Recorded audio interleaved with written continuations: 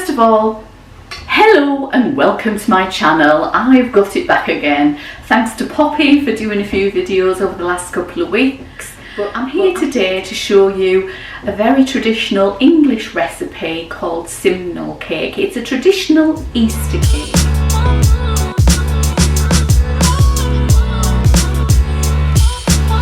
It's mainly a lighter version of our Christmas cake, but with a few additions and a few bits and pieces that I'll tell you about along the way.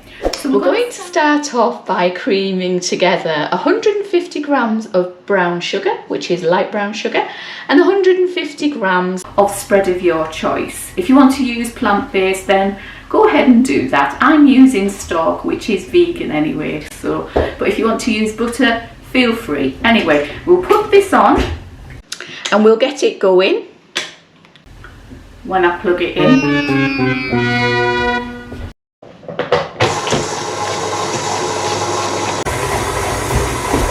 Things never change round here. Aww. And I'll be back with you when it's nice and light and fluffy. So that's finished now. I just want to draw your attention to the fact that while the mixer was doing its thing, I lined and greased a 9-inch round springform cake tin, and I put my oven onto gas mark 4 to let it heat up. That's 180 degrees, 350 Fahrenheit. Okay, so once that's all creamed in, what we need to do is add our eggs. We need to add 3 free-range large eggs. Now, we're going to be adding 1 egg at a time and adding a little bit of flour with each. And we've got 225 grams here of self-raising flour. And I'll tell you a little bit about Simnel cakes, what I can remember anyway. So first egg going in, there we go. We're going to mix that in and then add a little bit of flour and so on and so forth. So then, Simnel cake, there's a lot of stories around Simnel cake. The one that I tend to go to is the one that says it started in around about the 14th century. And basically in those days, Simnel cake, or a cake of any sort to be fair, was a yeasted bread.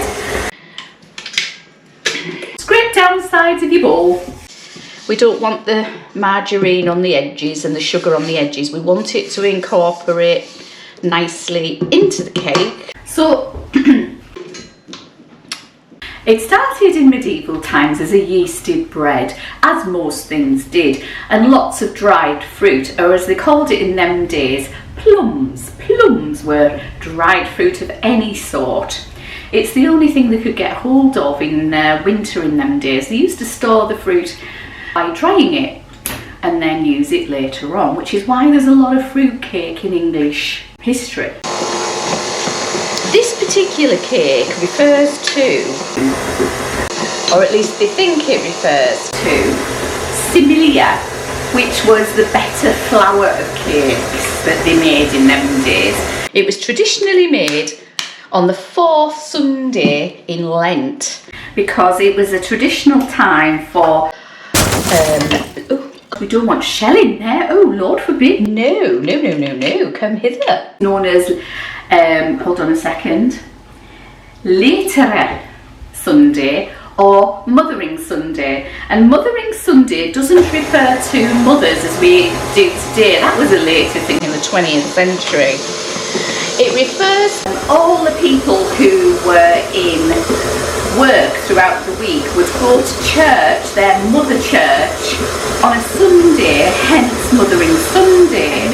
They would make this cake and have it as a slight relaxation of the period of Lent, which is well known for being a time when you fast and give things up. Time went on. It turned into the cake we have today, around about the late 19th, early 20th century is my understanding. However, previously it did used to be more like a Scottish clouty dumpling, which would be boiled, and the British, as we are, would wrap it in pastry and bake it afterwards in pastry. until it was lightly golden. That's quite a tradition, this. It became associated with Easter as time went on, with the addition of almond paste or marzipan. Make sure you keep your mixer on a low speed. We don't want to build up too much gluten. And add your flour a little bit at a time. We also need to add into there 75 mils of milk. So we're going to do a little bit of that with each addition of flour. When you're halfway through, it's time to add a pinch of salt and a teaspoon of mixed spice. That lends it its flavour.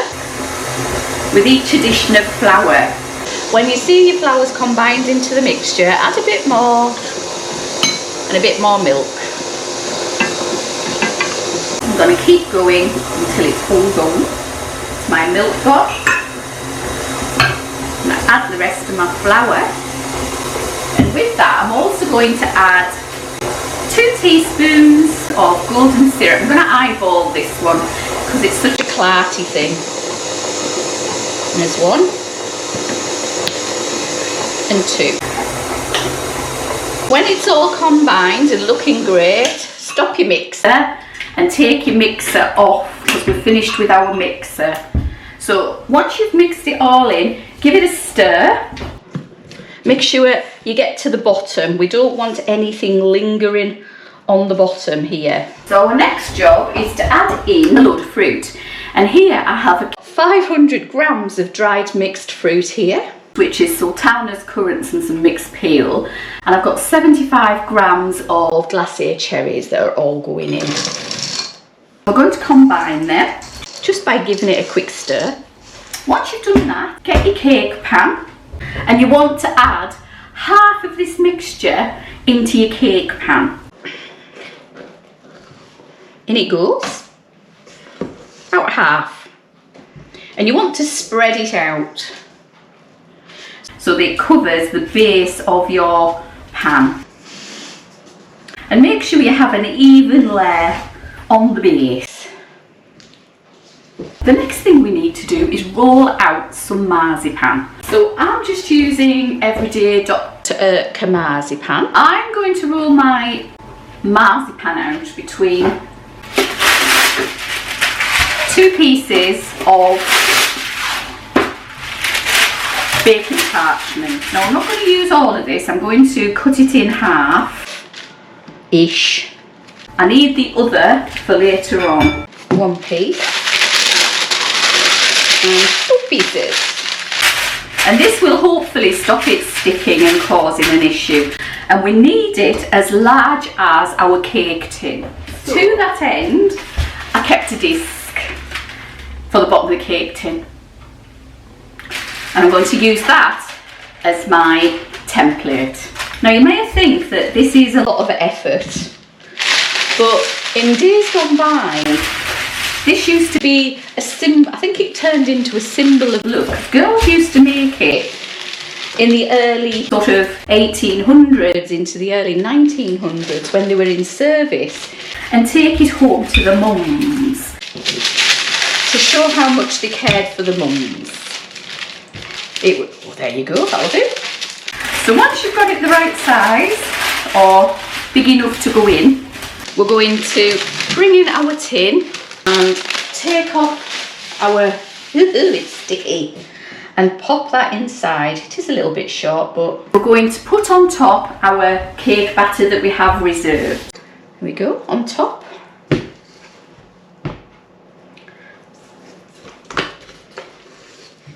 Make sure you've got an even distribution over your marzipan and over the cake itself.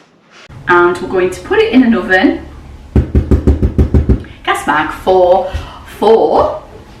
2 hours. So, in it goes. After your cake's been in for an hour, turn your oven down to gas mark 1 and let it cook for another 2 hours. So, this is day 2. I ran out of time yesterday. So my cake has fully cooked and I've left it out overnight to cool. I'm now going to make a topping for my cake, and this is traditionally an almond paste. So I'm using the leftover almond paste from what we used yesterday. And I'm just going to do the same as what I did yesterday. I'm going to use 2 sheets of baking paper, and I've got 9-inch circle that I use for the base of my tin. Roll out my almond paste between the 2 pieces of baking parchment. So, to pop it on top of your cake, you need some peach conserve, peach jam, so long as it's light coloured. And we're going to dip our brush in this. Not very prepared today. A tablespoon, not a lot. Loosen it up a bit. Pop that to one side.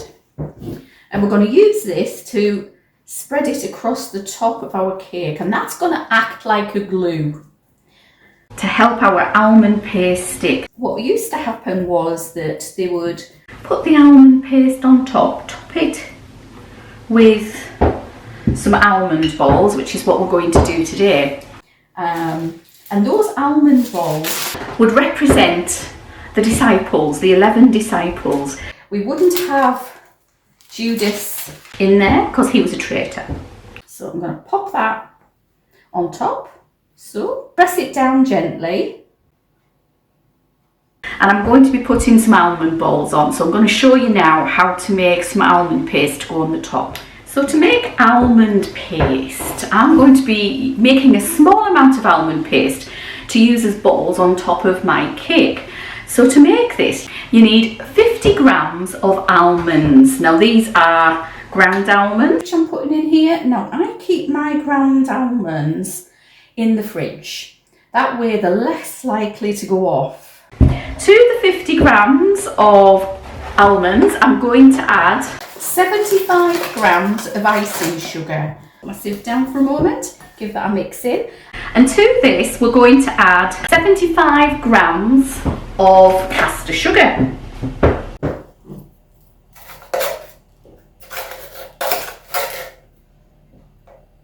There you go, 75 grams of caster sugar. We're going to give this a good old mix. We want it well mixed, this. Taking an egg, just an average sized egg. This is a normal egg. So anyway, an egg. An earth. Give it a whisk. Give it a whisk. And we're going to use the egg to bring the almond paste together. So this is not for anybody who is pregnant or breastfeeding or anything like that, because we don't want to give them food poisoning, guys. Then taking some almond extract, you want a couple of drops of almond extract just to give it some flavour. So I'm going to use about half a cupful in there. And then we're going to use the egg to bring it together. I'm going to add a little bit at a time, so about half for now. And we're going to mix it in. And we want a nice pliable paste. A few moments later. And as you can see, we've got a nice pliable dough now. Now then, what we're going to do now is divide it into 11 pieces. So taking your ball, chop it in half, and chop it in half again.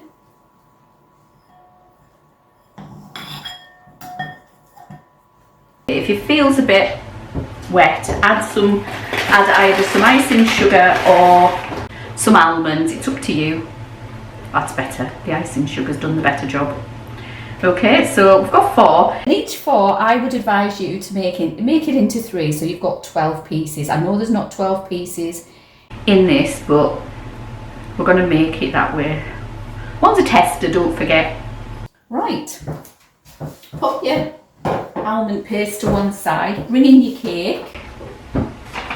I'm going to dot these around our cake. So we're going to take a little bit of our apricot preserve, put a little bit on the bottom of your apricot preserve, and then pop it on your cake. So there's one.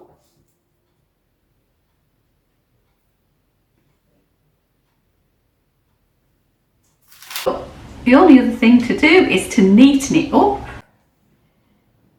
by pressing down the edges. And there you have Simnel cake.